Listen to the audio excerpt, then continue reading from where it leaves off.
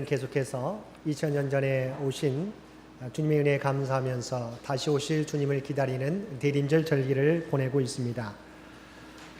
우리가 다시 오실 주님을 맞이하는 데 있어서 다행한 점은 우리에게는 이미 앞서 걸어간 믿음의 선진들이 있다는 것입니다. 우리는 아직 가보지 않았지만 앞서 걸어간 믿음의 선진들의 발자취가 있기에 우리는 좀 더 수월하게 앞으로 나아갈 수 있는 것입니다. 우리가 잘 알고 있는 히브리서 11장에 보면 믿음의 경주자들의 모습이 나오고 있습니다. 그런데 이들에게는 공통점이 있습니다. 그것은 그들의 믿음이 행동하는 믿음이었다는 것입니다. 머리로만 이해하는 믿음이 아니라 몸으로 움직이는 믿음, 하나님의 말씀에 순종하는 믿음이었습니다. 그래서 히브리서 11장에 나오는 믿음의 경주자들의 믿음은 모두 다 동사로 표현되어 있습니다. 믿음으로 아벨은 더 나은 제사를 드렸고, 믿음으로 노아는 방주를 준비했고, 믿음으로 아브라함은 그 외아들을 드렸고, 믿음으로 모세는 애굽을 떠났다고 성경은 기록해 주고 있습니다. 여기에서 선진들의 믿음은 모두 동사로 표현되고 있다는 것입니다. 드리는 것, 준비하는 것, 떠나는 것 모두 동사로 표현되어서 그들의 믿음을 나타내고 있습니다. 그러므로 믿는다고 하면서 행동하지 않는다면 그것은 그 믿음은 반쪽짜리 믿음이 될 것이고 바리새인의 믿음에 불과할 것입니다.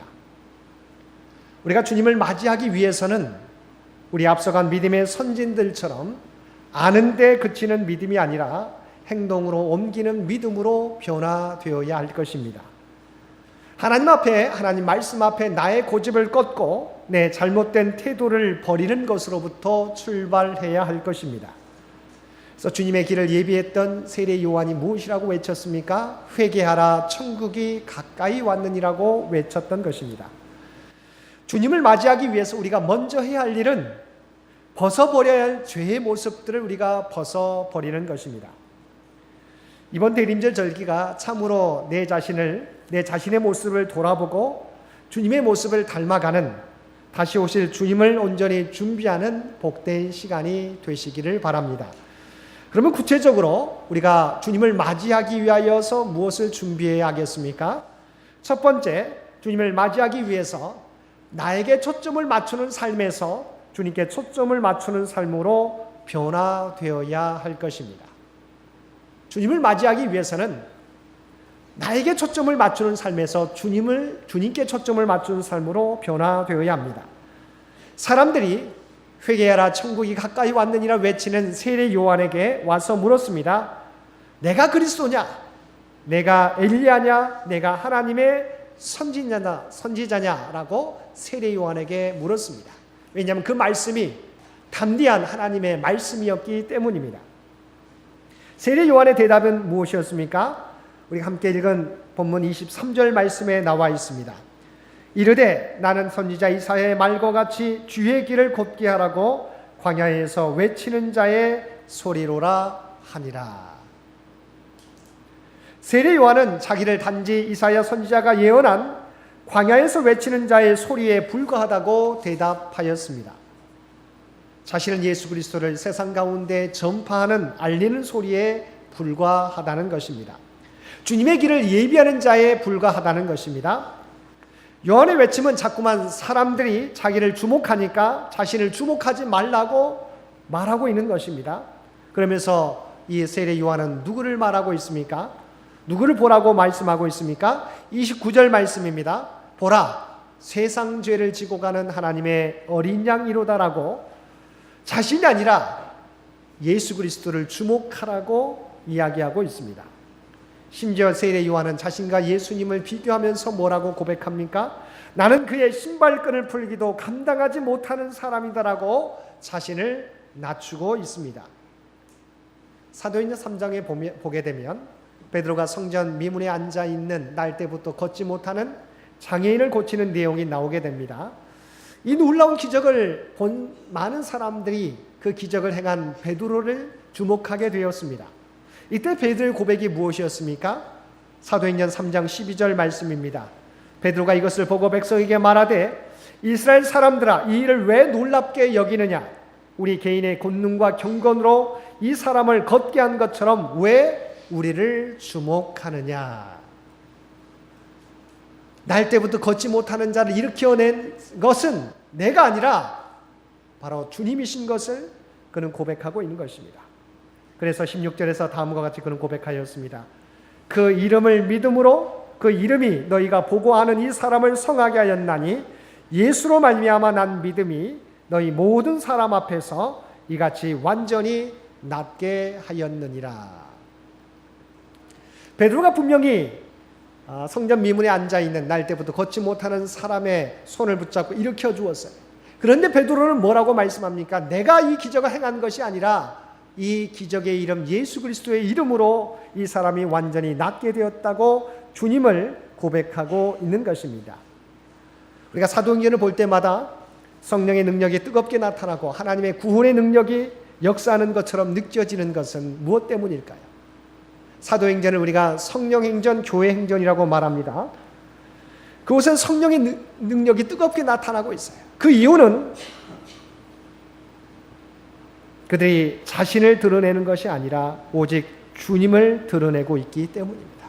그리스도의 복음이 전파되는 곳마다 기적이 일어나는 곳들마다 드러나고 있기 때문입니다. 오늘날도 마찬가지입니다. 예수님의 이름을 부를 때마다 주님의 능력이 이 땅 위에 드러나게 되어 있습니다. 그러면 우리가 우리 자신을 부인하고 주님의 이름을 높여드려야 할 이유가 바로 여기에 있습니다. 우리가 우리 자신의 이름을 드러내면 드러낼수록 주님의 영광은 가리워지게 되어 있습니다. 그러나 우리는 뒤에 서고 예수 그리스도의 이름을 드러내면 앞세우면 앞세울수록 구원의 능력이 우리 가운데 힘있게 나타나는 것입니다. 어떤 교회가 정말 그리스도의 교회일까요? 어떤 교회가 능력의 교회일까요? 예수님의 이름만을 높여드리는 교회가 진정한 그리스도의 교회일 것입니다. 능력의 교회일 것입니다. 예를 들어서 어떤 성도가 피아노 독주회를 가졌습니다. 피아노 독주회를 아주 멋있게 감동적으로 마쳤습니다. 독주회에 참석한 사람들이 기립박수로 그 사람의 연주에 대해서 탐복하고 우리가 자신의 감정을 표시해 주었습니다. 그런데 그 연주회를 마치고 나서 어떤 사람이 그 사람을 만나서 이렇게 이야기합니다. 역시 피아노는 스타인웨이 피아노야. 이렇게 말했다고 한다면 이것은 그 피아니스트에 대한 신뢰를 범하는 것이 될 것입니다. 연주회가 끝나고 나면 그 연주회를 준비한 그 피아노 연주를 한 피아니스트에 대한 칭송이 나와야지 기껏 그것을 연주한 피아노가 피아노에 주목한다고 한다면 그것은 그 피아니스트에 대한 결례가 되는 것입니다. 우리는 당연하게 그것을 생각합니다. 그런데 신앙에서는 그렇지 않을 때가 너무도 많이 있다고 하는 거예요. 교회 안에서는 과연 우리는 무엇을 드러내고 있습니까? 우리는 도구에 불과합니다. 피아노에 주목해서는 안 되듯이 우리 자신을 드러내려고 해서는 안 되는 것입니다. 오직 저와 여러분은 주님의 뜻을 드러내는 도구에 불과합니다. 그런데 우리는 내가 한 일을 드러내려고 노력합니다. 내가 주목을 받으려고 합니다. 내 주장이 관철되기를 원하는 것입니다. 그러나 온전한 믿음은 나를 드러내는 것이 아니라 오직 나를 여기까지 불러주시고 구원해 주시고 인도해 주시는 주님만을 드러내야 하는 것입니다. 내 뜻이 아니라 주님의 뜻을 우리가 온전히 드러내는 존재가 되어야 하는 것입니다. 주님께 초점을 맞추게 될 때, 우리가 주님의 이름을 높여드리게 될 때 바로 그곳에서 주님의 영광이 우리의 삶을 통하여 드러나게 될 것입니다. 사랑하는 성도 여러분, 우리가 주님을 맞이하는 방법은 다른 데 있지 않습니다. 우리가 신앙생활하면서 오직 주님을 높여드리게 될 때 그것이 주님을 맞이할 준비가 되는 것입니다. 주의 몸된 교회를 섬기게 될 때 내가 섬기고 노력하는 봉사와 헌신을 드러내려고 하는 저와 여러분이 아니라 오직 그 섬김과 봉사를 통해서 주님을 드러내는데 힘쓰시며 살아가실 수 있는 저와 여러분들 되시기를 바랍니다. 두 번째, 주님을 맞이하기 위해서는 주님이 오시는 목적에 초점을 맞추어야 하는 것입니다. 29절 말씀에 세례 요한은 예수님을 향해서 보라 세상 죄를 지고 가는 하나님의 어린 양이로다라고 외쳤습니다. 이 외침은 당시의 상황에 비추어 보게 되면 의미 있는 외침이었습니다. 당시 세례 요한에게 와서 당신이 누구인지 물었던 것은 그들이 기대하는 바가 그 무심결에 드러나고 있었던 것입니다. 그들이 세례 요한에게 무엇을 물었습니까? 내가 혹시 그리스도냐? 내가 혹시 엘리야냐? 내가 바로 그 선지자냐고 물었습니다. 그들의 질문에는 모두 그들이 바라는 메시아 상이 담겨져 있었던 것입니다. 무슨 이야기냐면 당시 사람들은 엘리야처럼 갈멜산에서와 같은 큰 승리를 안겨다 줄 그리스도, 모세와 같이 만나와 메추라기를 몰아오고 반석에서 터져나오는 샘물을 줄 그런 능력자를 기대하고 있었던 것입니다. 그런데 요한이 소개하는 예수님은 어떤 그리스도였습니까? 세상 죄를 지고 가는 하나님의 어린 양이라고 소개하고 있습니다. 너희들에게 오시는 그리스도는 엘리야와 같은 그리스도가 아니라고, 모세와 같은 능력의 그리스도가 아니라고, 그리고 다윗 왕과 같은 승리자로서의 그리스도가 아니라 우리의 죄를 대속하실 어린 양으로서의 그리스도라고 세례 요한은 소개하고 있는 것입니다. 우리에게 오시는 그리스도는 우리의 죄를 대속해 주실 어린 양으로서의 그리스도이십니다. 그런데 오늘날 주님을 기다리는 우리의 모습도 2000년 전과 별로 다르지 않다는 것입니다. 여러분은 왜 그리스도를 기다리십니까? 왜 우리가 주님을 믿고 살아갑니까? 많은 사람들이 엘리야와 같이 큰 능력을 발휘하는 그리스도에 대하여 열광합니다. 오늘날도 갈멜산에서 승리를 가져다 주시는 그리스도에 대하여 그리스도를 좋아합니다. 예수를 믿으면 무엇이든지 잘 되기를 기대하는 것입니다. 또한 모세와 같은 그리스도를 좋아합니다. 모세가 광야에서 만나와 메추라기를 그들에게 먹이고 반석에서 샘물을 주었던 것 같이 우리의 필요를 채워주고 해결해주는 그런 그리스도를 원하는 것입니다. 자녀들이 좋은 직장을 얻고 다니는 직장에서 계속 승진하고 운영하는 사업이 잘 되고 승승장구 만사형통의 은혜를 주시는 그리스도를 원합니다. 어쩌면 다른 종교와 우리가 다르지 않은 모습을 우리 모습 가운데 우리가 나타낼 때가 많이 있는 것입니다. 그런데 문제는 정말 하나님께서 우리의 필요만 해결해 주시는 그런 하나님, 그런 그리스도로 우리에게 예수 그리스도를 보내주셨냐 하는 것입니다. 만약 우리의 필요를 위해서 필요를 채워주는 그리스도를 이 땅에 보내주셨다면 주님이 매번마다 하셨던 것은 오병이어의 기적이었을 거예요. 매번마다 병든 자들을 치유하는데 치중했을 거예요. 근데 주님은 그 모든 많은 사람들을 치료하고 많은 기적을 베푸셨지만 늘 끊임없이 하나님 앞에서 나와 기도했던 예수님의 모습을 성경은 기록하고 있습니다. 기도의 내용이 무엇이었습니까? 그것은 겟세마네 동산에서 하나님 앞에 기도했던 그 기도가 바로 예수 그리스도의 기도의 온전한 정수인 것을 우리가 기억합니다. 할 수 있거든 이 잔을 내게서 옮겨 주옵소서. 그러나 내 뜻대로 마옵시고 아버지 뜻대로 하옵소서가 주님의 기도였습니다. 만약 하나님께서 우리의 모든 필요에만 집중하셨다고 한다면 주님께서 이 기도를 드리지 않으셨을 거예요. 그냥 사람들을 만나고 그들의 필요를 채워주는 것에 최선을 다했을 거예요. 그러나 주님의 기도는 내 뜻대로 마옵시고 아버지 뜻대로 하옵소서라고, 할 수만 있거든 이 자를 내게서 옮겨주옵소서, 그러나 내 뜻대로 마옵시고 아버지 뜻대로 하옵소서라고 기도했어요. 주님의 관심은, 주님의 초점은 어디에 있었습니까? 우리의 죄를 대속해 줄 십자가에서의 그리스도 어린 양의 모습, 그 사명을 감당하는 것이었습니다. 그래서 주님께서는 제자들이 누가 크냐라고 논쟁할 때도 주님의 좌편과 우편에 앉게 해달라고 다투는 제자들의 말을 듣고서도 그들에게 뭐라고 말씀했습니까? 내가 예루살렘에 올라가 나는 고난을 받게 될 것이라고 말씀하셨습니다. 주님은 우리의 죄를 깨끗하게 하기 위하여 하나님의 어린 양으로 이 땅에 오신 것입니다. 주님이 이 땅에 오신 목적은 우리를 구원하시기 위해서입니다.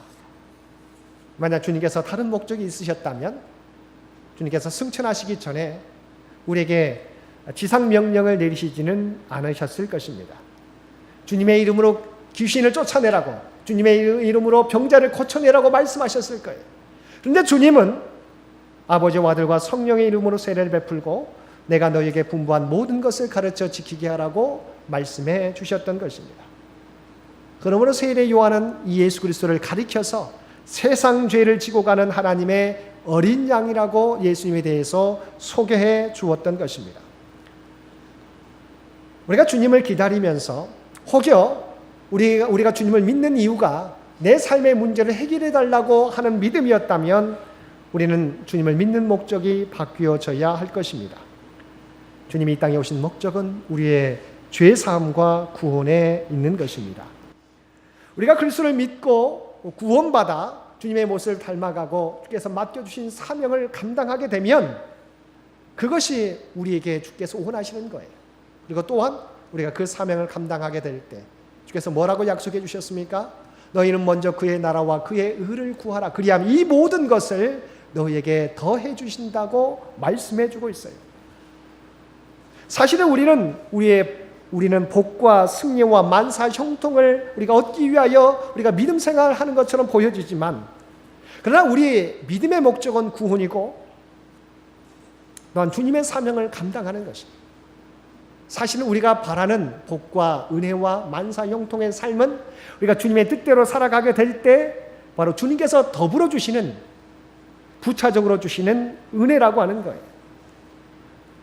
믿음의 목적이 바로 주객이 전도돼서는 안 되는 거예요. 우리가 구원을 위하여 또 하나님의 뜻을 위하여 달려가게 되면 하나님께서 우리에게 필요한 모든 것을 채워주신다고 약속해 주고 있어요. 우리는 부차적인 것을 추구하는 삶이 아니라 온전한 본질을 추구하는 삶이 되어야 되는 것입니다. 다시 오실 주님을 기다리며 주님을 기다리는 목적이 전도되지 않도록 우리 자신을 돌아보는 저와 여러분들 되시기를 바랍니다. 마지막으로 주님을 맞이할 준비를 하는 것은 주님이 이 땅에 오시는 목적을 알고 그 일을 준비하는 것입니다. 세례 요한은 주님의 길을 예비하기 위하여 회개의 세례를 베풀었습니다. 오늘날 우리가 다시 오실 주님을 맞이하기 위해서는 주님께서 승천하시기 전 우리에게 명령하신 지상 명령을 지키며 살아가야 할 것입니다. 주님께서 마태복음 28장 19절에서 20절 말씀에서 그러므로 너희는 가서 모든 족속으로 제자를 삼아 아버지와 아들과 성령의 이름으로 세례를 베풀고 내가 너희에게 분부한 모든 것을 가르쳐 지키게 하라고 말씀해 주셨습니다. 또한 마태복음 25장에서 열처녀 비유와 달란트 비유를 통해서 반드시 신랑은 오고 주인은 결산을 위해서 온다는 사실을 기억하고 그것을 준비하는 삶을 살라고 우리에게 말씀해 주셨습니다. 다니엘서 12장 3절에서 뭐라고 말씀하고 있습니까? 지혜 있는 자는 궁창의 빛과 같이 빛날 것이요 많은 사람을 옳은 대로 돌아오게 한 자는 별과 같이 영원토록 빛나리라고 말씀해 주셨습니다. 지혜 있는 자는 궁창의 빛과 같이 빛날 것이요 많은 사람을 옳은 대로 인도한 자는 별과 같이 영원토록 빛나게 된다고 말씀해 주셨습니다. 이제 우리가 감당할 사명이 무엇인지는 분명합니다. 그것은 무엇인가요? 바로 영혼 구원, 많은 사람들을 주 앞으로 인도하는 일인 것입니다. 어느 의사분의 간증입니다. 이분이 여러 가지 교회 가운데 개인 병원을 개업하게 되었습니다. 그는 늦은 밤 문을 닫으면서 모든 직원들을 퇴근시키고서 그날 결산액들을 결산하며 계산하고서 하루의 피곤을 씻곤 하였습니다. 매 순간의 관심이 돈이었습니다. 물질이었습니다. 어느 날 밤 컴퓨터 책상에서 결산을 하다가 그는 문득 이런 생각이 들었습니다. 내가 하나님 앞에 가면 무엇이라 보고 드릴 것인가? 환자들을 고치고 얼마나 벌었나 결산만 하다가 왔다고 한다면 하나님이 기뻐하실까? 이런 생각을 하게 되니까 자기의 얼굴이 뜨거워지는 것을 느끼게 되었답니다. 그리고 그 이후 하나님이 기뻐하시기 위해서는 하나님을 기쁘게 하기 위해서는 내가 어떻게 해야 되는가 생각해 보았답니다. 결국은 우리가 함께 읽었던 다니엘서 12장 3절의 말씀을 그가 기억하고 그대로 행하겠다고 결단했다는 것입니다. 지혜 있는 자는 궁창의 빛과 같이 빛날 것이요 많은 사람을 옳은 대로 돌아오게 한 자는 별과 같이 영원토록 빛나리라. 영원토록 빛나는 삶은 영혼들을 옳은 대로 인도하는 삶이라는 것을 그 의사분이 깨닫게 되었다는 것이지요. 그 의사가 그 후부터는 환자들을 정성을 다하여 주님의 사랑으로 돌보면서 주님을 전도했다고 하는 것입니다. 병과 죽음과 내세에 대하여 말하면서 그리스도를 전해 주었다는 것입니다. 밤이 되면 그날 결산도 하지만 그날 전도한 영혼 한 명 한 명을 넣고 기도하기 시작하였습니다. 그 후부터는 하나님께서 기뻐하실 것을 생각하니 그렇게 일이 보람되고 기쁠 수가 없었다고 합니다. 그렇게 인생의 보람을 느끼면서 기쁨으로 병원을 운영하다 보니까 더불어서 많은 사람들에게 소문이 나게 되었고 병원도 더욱더 잘되게 되었다는 간증입니다. 이처럼 전도는 우리에게 사명을 맡겨주신 주님의 마음을 가장 기쁘시게 하는 것입니다. 여러분, 천국의 VIP는 누구일까요? 천국에서 하나님 앞에 정말 하나님이 가장 기뻐하시는 사람은 누구일까요? 바로 그 사람은 전도자일 것입니다. 우리가 다시 오실 주님을 기다리는 준비는 우리에게 주신 달란트를 사용하여 많은 영혼들을 주 앞으로 인도하는 일입니다. 다음 주일은 우리가 계속해서 기도하고 준비하고 있는 새신자 또한 창인의 가족들을 초청하는 주일입니다. 우리가 이번 행사를 통해서 정말 한 영혼을 주 앞으로 돌이킬 수 있다면 그것보다 주님을 기쁘시게 하는 일은 없을 것입니다. 다시 한번 주님을 기다리는 저와 여러분이 준비해야 될 것이 무엇인지 다시 한번 말씀을 통해서 돌아보시면서 한 영혼 구원을 위하여 우리의 마음 문을 열고 최선을 다하여 준비함으로 주님의 마음을 기쁘게 해드릴 수 있는 저와 여러분 모두가 되실 수 있게 되기를 주님의 이름으로 간절히 축원드립니다. 함께 기도드리겠습니다. 사랑과 은혜가 충만하신 아버지 하나님, 오늘도 우리에게 귀한 말씀을 통하여 우리가 어떻게 다시 오실 주님을 맞이해야 될지 깨닫게 해주셨음을 진심으로 감사드립니다. 주님의 복음을 전하면서도 자신을 드러내지 않고 오직 주님만을 드러냈던 새 요한처럼 보라, 세상 죄를 지고 가는 하나님의 어린 양이로다라고 오직 주님이 이 땅에서 오신 목적을 분명히 드러냈던 세례 요한처럼 주님을 드러내고 오직 주님이 기뻐하시는 한 영혼에 초점을 맞출 수 있는 우리 모두가 되게 하여 주시옵소서. 그리하여 다음 주에 있게 되는 우리 초청주의를 맞이하여 온전히 많은 영혼들을 주 앞으로 인도해 낼 수 있는 우리 모두가 되도록 주여 도와주옵소서. 이 모든 간구 우리를 구원하여 주신 예수님의 이름으로 간절히 기도드리옵나이다. 아멘.